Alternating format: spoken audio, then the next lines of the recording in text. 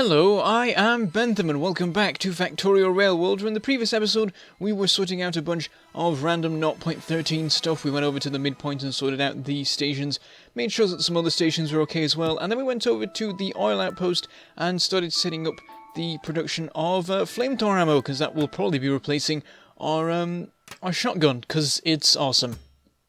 So we start this episode off by setting up some new grenade production. Cluster grenades have been implemented. They are made of 7 grenades, and then basically you throw one grenade and it explodes into 7 more grenades, and so you get a fair bit more explosion for your grenade. So we set up production of that. We'll basically stop using the normal ones. It's just a higher tier pretty much.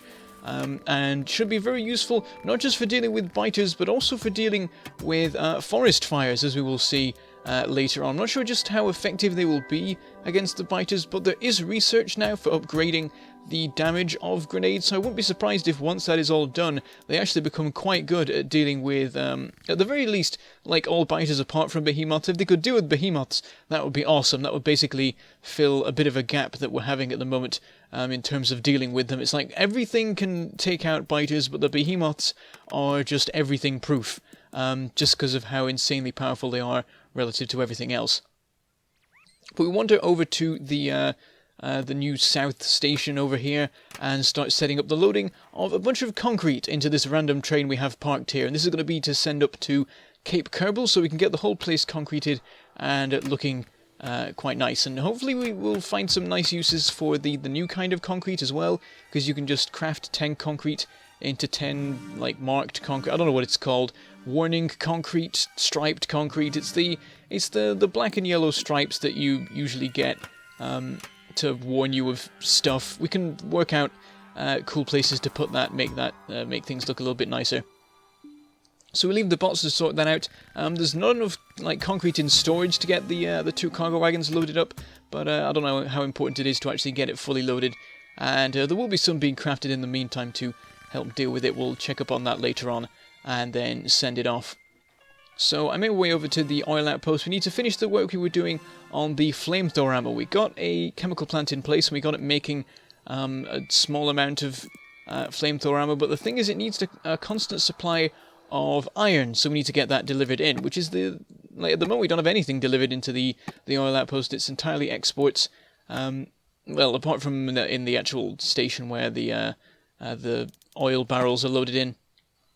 So I just get rid of one of the loading chests for plastic, and I've swapped everything out for stack inserters, so that should mean that we won't have any problems with throughput. I mean, at the moment there isn't that much need for throughput, but just in case the factory starts running at full pelt again, it might need a much higher rate of plastic, and thanks to the stack inserters we should be able to maintain that even when we take away some of the inserters and swap them out for other stuff.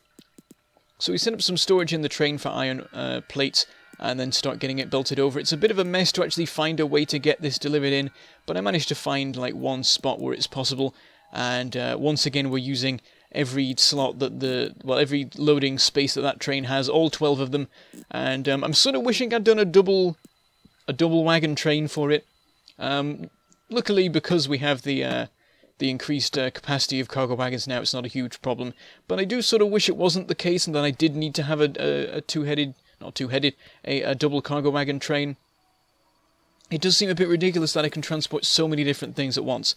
Also, with the introduction of landfill, I can start looking at filling in some of the lakes around here and sorting out the rails, because like the loop that connects the main rail network to the oil outpost has been an absolute mess for a very long time, and now that we can clear away some of the water around there, we could fix it up and make it a lot less insane. Which would be good. So I might look into doing that, though I'm not sure, I don't know how cheaty it would be to start just filling in everything everywhere, because you can take it too far and just fill things in too much and sort of make water pointless, but I feel like that makes sense, just clearing away a bit of the water so we can get proper rails in place without the weird sidestepping that we currently have, and the whole mess with having it going into a one-track thing for a second before it joins the loop and so on. I mean, the problems that caused, well, at the time the problems that caused could have been solved by chain signals. Now that they're actually here, I've already fixed it in a different way, but there are ways to make that work, but it's just been so annoying. I just like to neaten it up, really. But anyway, we finished our work in the main base for now. We now have the flamethrower ammo being unloaded in the main base into a provider chest, and I'm requesting it. And we also have the iron being delivered into the train, taken over to the outpost and used in the production. So that is all good, and we should have a nice big supply of flamethrower ammo. So let's start using it. I find a group of biters looking to set up a base or something like that over in the wilderness, and I just set them all on fire and then do a little bit of running around to see just how quickly the behemoth biters burn. And it's a little bit annoying how long it takes, but it is good that you can just set them on fire and leave them to it, and they will just run after you and slowly die, because once they have set on fire, they cannot go out. If you actually get the biters themselves burning, then their days are numbered and nothing can stop it. There's no way of putting fires out at the moment apart from... in fact, no, there isn't a way of putting fires out. I was going to say that you could use like grenades to stop forest fires, but that's not the same thing. That's stopping fire spreading. Once something is on fire, it's doomed, as far as I can tell. Though I have noticed some trees surviving fire, but they end up in a very charged state, so I don't know whether it's just that trees sometimes do that, and it's sort of...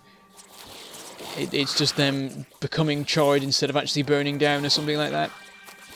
But anyway, we're moving through these, and it seems like the flamethrower is pretty effective. I've just finished upgrading. Actually, no, I haven't finished upgrading. It's on the final tier of upgrades at the moment before it's complete, and then we'll move on to grenades and then probably stack inserter capacity and stuff like that.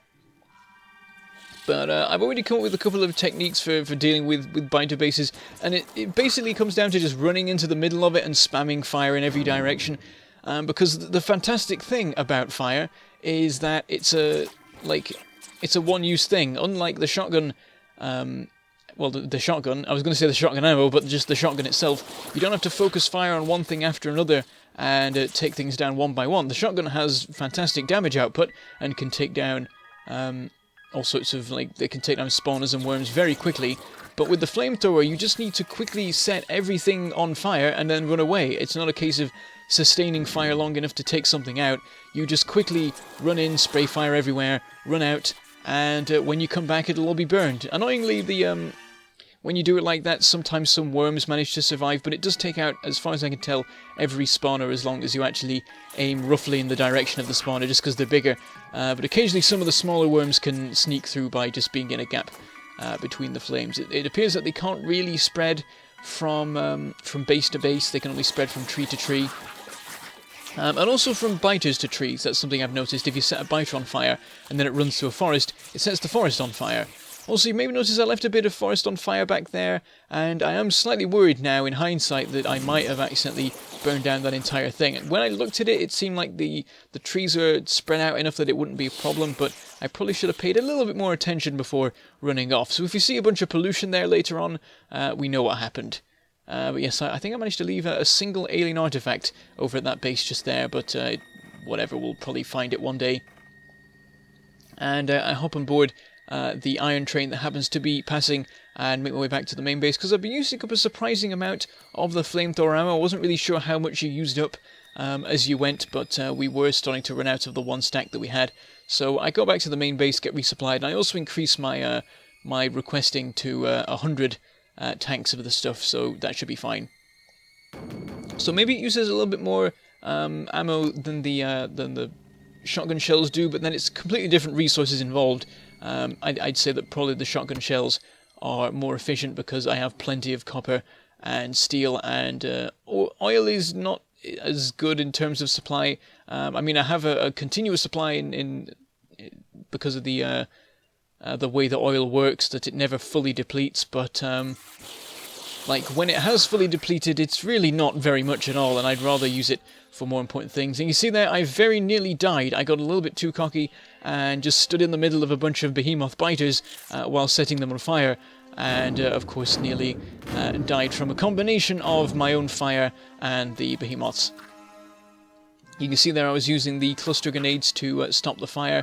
It's an excellent way of just stopping it from spreading. If you just aim it at whatever trees are burning, you'll blow up the trees in a big enough radius that it can't spread anywhere, and so you'll prevent an entire forest from burning down. It does involve like destroying a lot of trees, but it's better than letting the fire take out the whole forest, generate a bunch of pollution from it, attract a bunch of biters. Very bad things can happen if you set a large forest on fire. It can have a permanent effect on your pollution situation by just removing a bunch of pollution absorption that the surrounding environment has, and there's no way to bring it back because there's still no way for trees to grow. Maybe that'll be implemented one day.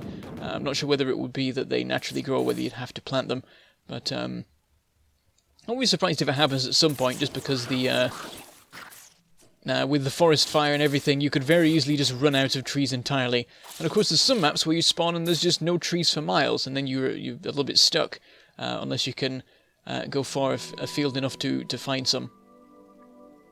Because you need them for power poles and stuff in the early game. It could be very difficult without them until you can get to green science.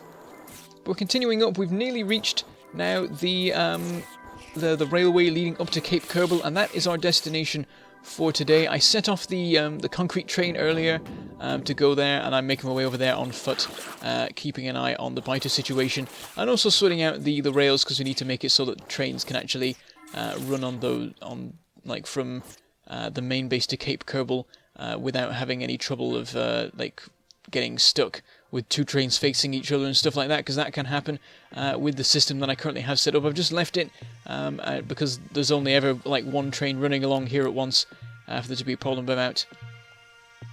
And what we're going to do is start setting up the passing points, the same as we have between the midpoint and the Mega Copper base. So I start working out how I'm going to set that up, get the spacing right, and then make sure there's enough room for a train with two cargo wagons. In hindsight, I didn't really think it through, because I currently have a 4-wagon train over at Cape Kerbal, and that is what I was going to have delivering to and from the main base. If we're going to have that running regularly, then we need to make sure that the passing points can deal with that, and they can't. So, oops, I guess I will have to do something about that in next episode. Maybe just extend the passing points, or just shrink the train. It doesn't matter too much exactly what size it is, so we'll probably be fine with 2 cargo wagons. I mean, with the capacity increased to 40 stacks per wagon, we shouldn't have too much of a problem with that. So we'll continue moving up, dealing with the biter bases that are, any biter bases that got a little bit too close to the tracks, and then also putting in passing points periodically to make sure there's no trouble once trains start running regularly on here. Interestingly enough, I just had a construction bot destroyed in the distance. I didn't know that there was one trying to find me, but I guess probably when I was repairing stuff over at Iron Outpost 3, I ran off just a little bit too quickly for one of them, and then for the past, half an hour maybe, it's been slowly making its way north, trying to follow me until finally it encountered a biter base and its demise. So as we continue on, I'll go back to what I was saying before about the efficiency. So it's not so efficient in terms of resources if you're a little bit short on oil to use flamethrower ammo, but the way it is extremely efficient is that you need a lot less destroyer drones. Usually I've been deploying 60 plus to deal with any particular base, and I did start using them as I was going around the bases, but you really don't need many of them.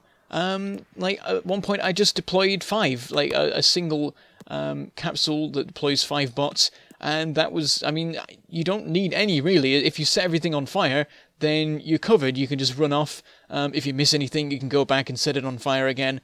So that's great. You no longer need to deploy stupid amounts of destroyer drones to deal with biter bases. You can now set everything on fire and run off, basically. But after the incident where I nearly got killed by a bunch of biters, I decided to start using them. They're very good for clearing up the last few behemoth biters, because it would be good if I could just speed that up a little bit so I don't have to run around being chased by them. And there is a bit of a danger as well with them being on fire. Usually, if I run through a forest, they could set the forest on fire. That would cause all sorts of problems. But I forget this episode to actually test the cluster grenades on them, though we're still doing the research, so it's not going to be... we're not going to be completely sure about how much damage it will do until that's actually fully done. But anyway, I've made 2 blueprints for the passing points that I'm setting up, and basically one's left-handed, one's right-handed, depending on how the turns work, and it basically comes down to where the diagonal rail is relative to the straight rail, the horizontal or vertical one, and then I can just make 2. that deal with the two different possibilities for that, and then just use them everywhere. Which is why I never did a 90-degree turn. It makes these sort of things a lot easier, though also 90-degree turns don't make a lot of sense in terms of a railway. Like, the 45 degrees are already, like, far too sharp for what normal rail systems are built for.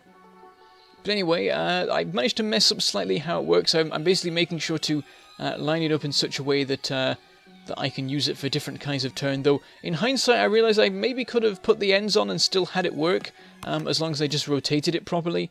But I didn't think of that at the time, and I just left it so that I have to fill in the end bits manually.